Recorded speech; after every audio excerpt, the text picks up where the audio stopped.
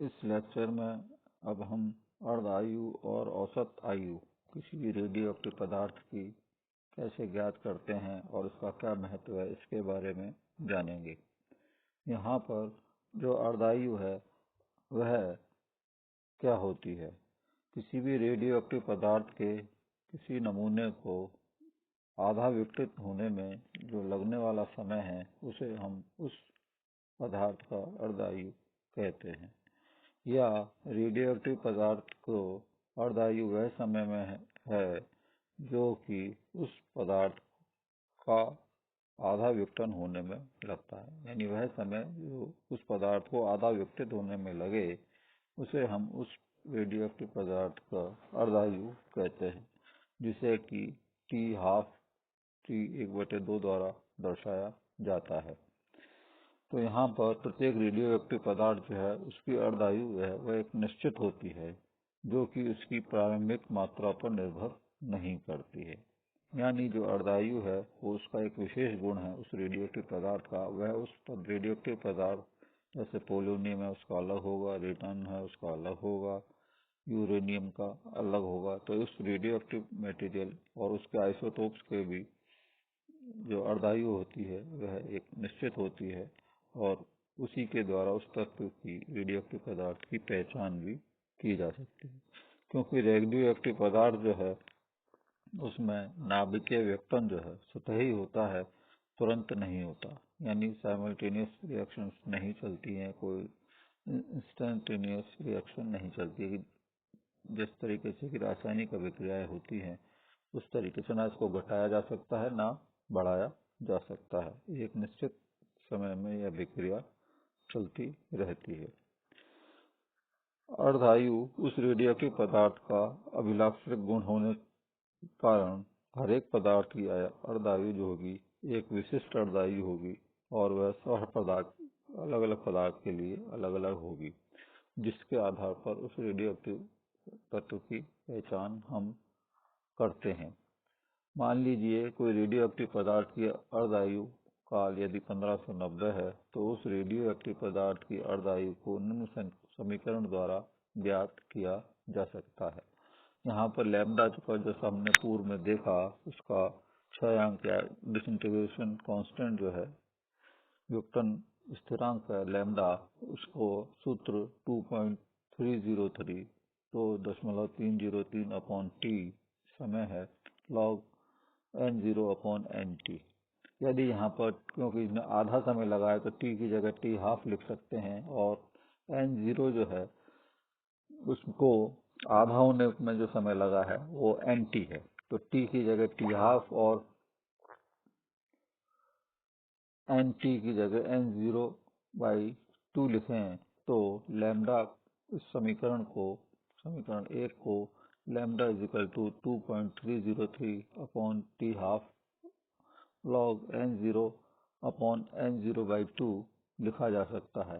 जब इसको हल करें तो इसमें जो N0 है N0 कट जाएगा तो 2 जो है ऊपर log 2 के रूप में आ जाएगा। तो लैम्डा बराबर 2.303/T12 log 2 हो जाता है। log 2 का मान 2.30 log 2 का मान जो है 0.3010 है। तो यहाँ पर यह मान रखने पर लैम्डा = 2.303/T12 इंटू 0.3010 लिखते हैं। तो यहाँ पर 2.303 और 0.3010 को मल्टीप्लाई करें तो यह 0.693 यह आ जाता है। तो 0.693/T12 इसको हम लिख सकते हैं। तो लैम्डा बराबर जो है वो 0.693/T12 हो जाएगा। यदि T12 को हम बाईं तरफ ले आए और लैम्डा को 0.693 के नीचे ले आए तो इसको इंटरचेंज करने पर T12 बराबर 0.693/लैम्डा हो जाता है। इस आधार पर हम लैम्डा की वैल्यू से हम T12 अर्धायु काल मालूम कर सकते हैं। हम यहाँ पे देखते हैं कि ये टी हाफ है वह केवल लैम्डा के मान के ऊपर निर्भर कर रहा है, उसकी प्रारंभिक मात्रा या किसी अन्य मात्रा के ऊपर निर्भर नहीं कर रहा है। तो अर्धायु जो है समीकरण से यहाँ पर ये स्पष्ट हो रहा है कि अर्धायु केवल विघटन स्थिरांक पर निर्भर करती है, अन्य किसी बात के ऊपर, यानी प्रारंभिक मात्रा से यह टी हाफ का मान अप्रभावित रहता है। तो अर्धायु जो है उस रेडियोएक्टिव तत्व का अभिलाक्षिक गुण होती है यहाँ पर, जो कि ताप, दाब और रासायनिक अवस्था या भौतिक अवस्था के द्वारा परिवर्तित नहीं किया जा सकता है। यहाँ पर यदि हम एक ग्राफ प्लॉट करें जिसमें कि रेडियोएक्टिव जो नाभिक है उसकी संख्या और उसमें डिसइंटीग्रेशन में लगने वाले समय को गद्य में ग्राफ खींचें, तो हम पाते हैं कि ग्राफ जो है वह धीरे धीरे कम होता है, लेकिन ये पूर्ण रूप से बेस लाइन जो आधार लाइन है जिस पर समय है उस पर नहीं मिलता। क्योंकि यदि मान लीजिए यदि किसी रेडियोएक्टिव पदार्थ की अर्धायु 10 साल है, तो जो उसी मात्रा का आधा विकसित होने में 10 साल लगेंगे और उस आधे के बाद और अगला आधा पदार्थ जो है आधे मात्रा रहने के लिए 10 साल और लगेंगे। तो जैसे मान लीजिए किसी भी के 600 मॉलिक्यूल है प्रारंभिक मात्रा, और 600 जब उसके न्यूक्लियाई है तो 600 का आधा 300 होने के लिए यदि 10 वर्ष लग रहे हैं, तो अगले 300 से 150 होने के लिए 10 वर्ष और लगेंगे, यानी कुल 20 वर्ष में वह उसका आधे का आधा विकसित होगा, और उस आधे के और आधा विकसित करें तो 10 वर्ष और लगेंगे। तो इस तरीके से यह हम पाते हैं कि ये जो अंतिम मॉलिक्यूल होगा वह पूर्ण रूप से जैसे जैसे जाता जाएगा आगे विघटन होता जाएगा, अंतिम मॉलिक्यूल का विघटन और मुश्किल होता जाएगा, यानी जैसे जैसे विघटन संभव होगा वह विघटन में और ज्यादा समय कुल समय उसमें लगेगा और अंतिम मॉलिक्यूल का विघटन और उतनी आसानी से नहीं होता है। और क्योंकि इस गुण को कोई परिवर्तित नहीं कर सकता है, तो ये नहीं कि संपूर्ण पदार्थ ही वह विघटित हो जाएगा, तो बहुत संपूर्ण पदार्थ पूर्ण रूप से विघटित नहीं हो पाता है। तो अंतिम मॉलिक्यूल जो है ये नहीं तुरंत विकसित हो जाए, अंतिम मॉलिक्यूल को विकसित होने में और ज्यादा समय लगे, वहां तक पहुंचने में बहुत ज्यादा समय लगेगा। औसत आयु काल किसी रेडियोएक्टिव पदार्थ के विघटन स्थिरांक या क्षयांक स्थिरांक लैम्डा का व्युत्क्रम उसकी औसत आयु होता है, यानी 1/λ τ। तो इसको औसत आयु को τ से प्रदर्शित किया जाता है, और यह τ = 1/λ।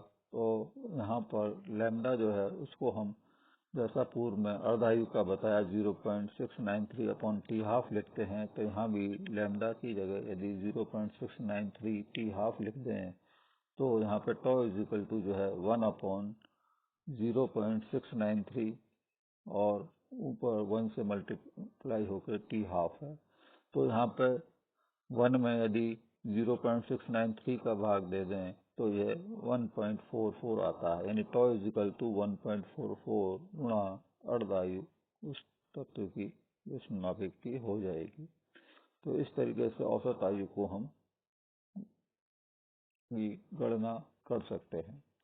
तो उपरोक्त समीकरण से जो है स्पष्ट होता है कि अर्धायु का 1/1 गुणा 1.44 गुणा जो है उसकी औसत आयु होती है, या अर्धायु। नोट, जो अर्धायु की है उसको हम किसी रेडियोएक्टिव पदार्थ की अर्धायु के पश्चात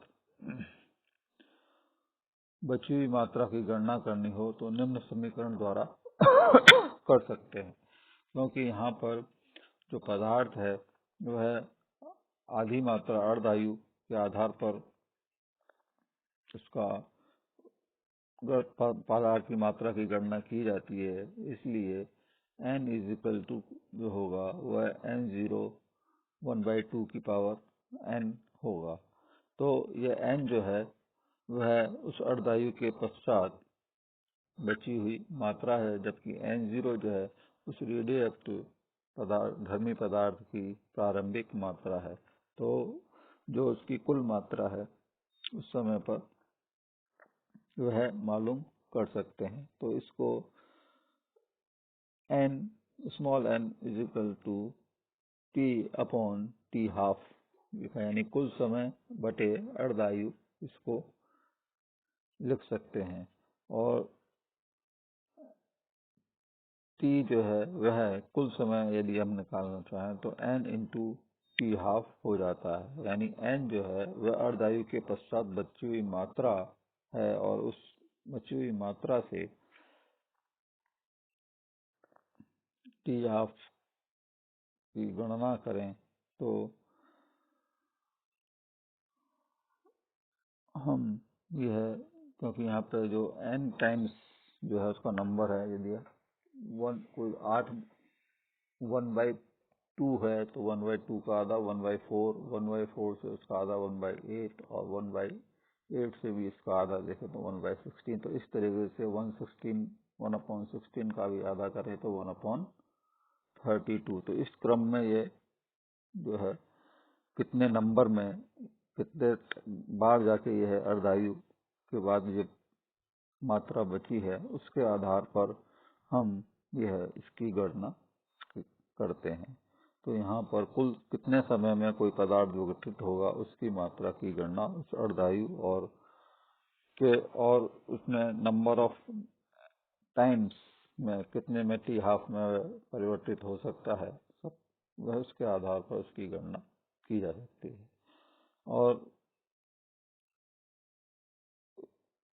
इस औसत आयु और अर्ध आयु के आधार पर ही पदार्थ की गणना की जाती है कैलकुलेशन करने पर।